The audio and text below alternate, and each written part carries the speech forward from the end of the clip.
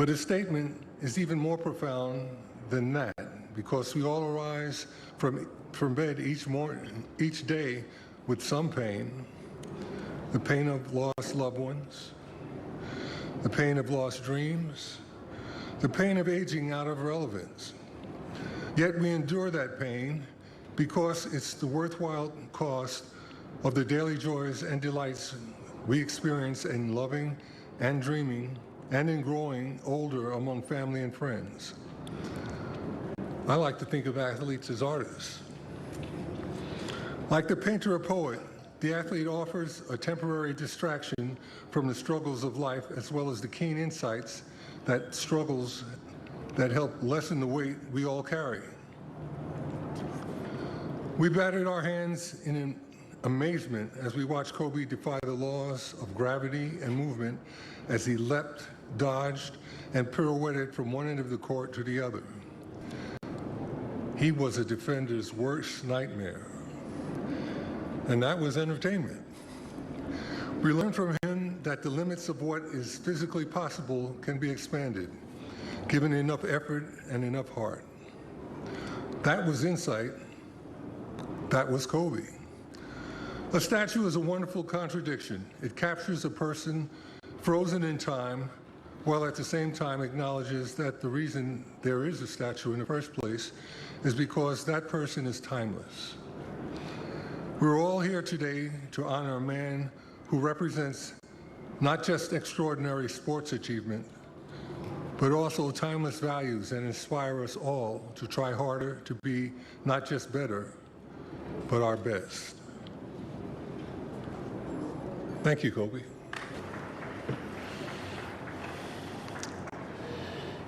I had an initial talk when I came to the Laker organization, and Jerry West had provided a room for Kobe to meet with me. It was private prior to the ceremony, and he talked about the fact of how many hours he had watched the former team that I coached play basketball. And he was ready to step into that, and he was ready to win championships. He was 22. Now, I have twin boys that are exactly a year younger than he is, 21. And being a father that has semi-delinquent children, I knew that this guy was much more serious than the children I was raising. He was very serious about this game. We struggled. Toby and I struggled a lot the first year. It was, I will tell you, like looking at Michael Jordan and Come Fly With Me or whatever that video was. He had everything, all the markings, the way he posed, the way he held himself. It was almost amazing. And there were times I would pull him to the sideline and say, don't try to take over this game. It's not time. Don't try to take over this game. But he was dying to do so, and he was ready to do so.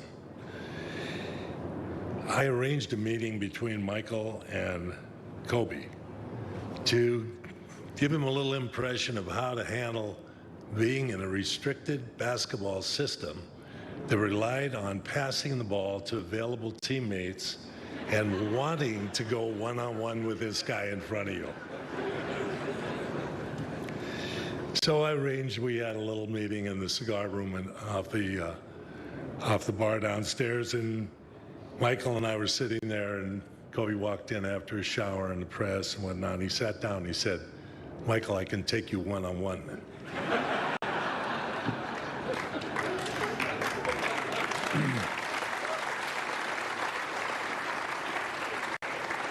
And Michael said, well, I think you might. I'm 37, you're 22, right? But that was part of his growing up years. And his teammates would come to me and say, you know, Kobe never goes out with us. He's always in his room, he's watching tape, he's doing this and that, but he's not really associating with us. And so I pulled him aside and I said, you want to be captain of the team someday, don't you? And he said, oh, I should be captain now.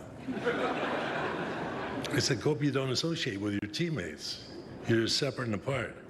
Well, all they think about are girls and hubcaps and cars and whatever. I'm watching the game. It's a serious business for me. And that was how he was. We wondered, was this going to happen? Were there times, so many times, when I had to kind of pull him over to the sideline and say, not yet. It's not time yet. Go inside, feed Shaq the ball. He'll get it to the open man.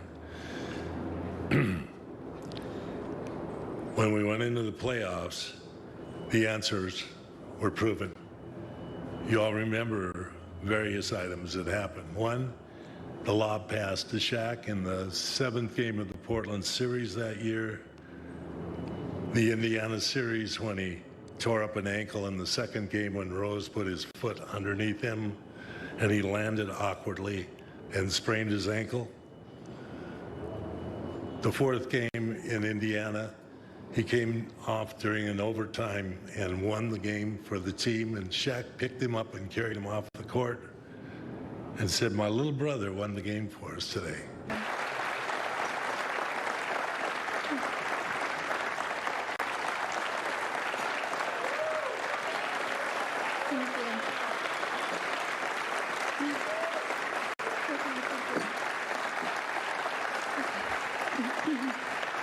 Thank you.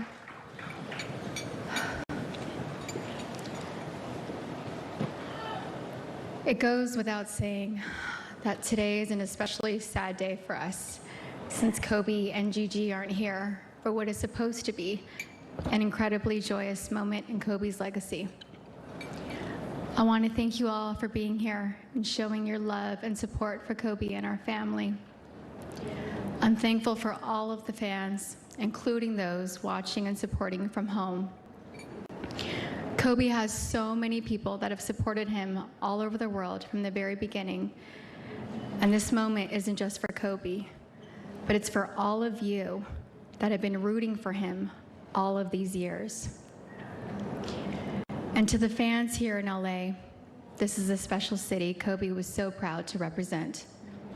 You welcomed him with open arms and have been so important to him, our family, and his legacy.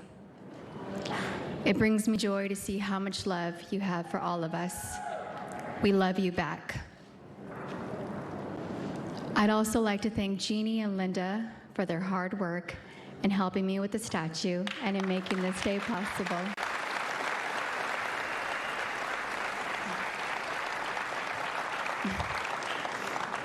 So much goes into this process, and I'm really grateful for everyone that helped make this special day happen. And for the record, Kobe picked the pose you're about to see. So if anyone has any issues with it, tough shit. It is what it is.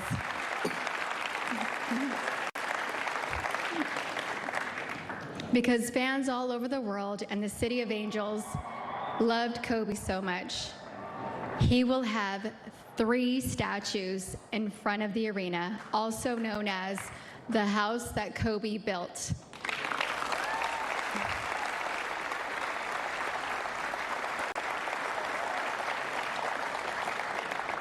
One wearing the number 8, one with our beautiful daughter Gianna, and one wearing the number 24.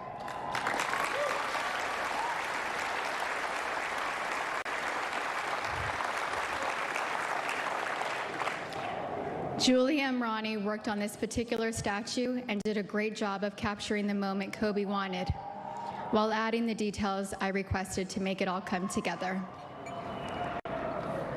One detail you may notice on the statue is that all of our daughters' names are tattooed on Kobe's arm.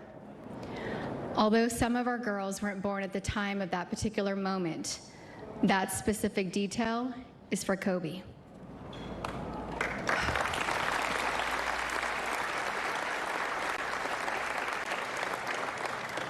A few additional elements that I requested to be added to the statue are Kobe's 5 championship trophies, Kobe's career accolades, the sheath QR code to watch Kobe's highlights pertaining to the statue on your phone, and the triangle-shaped base as a nod to Tex Winter and PJ's triangle offense.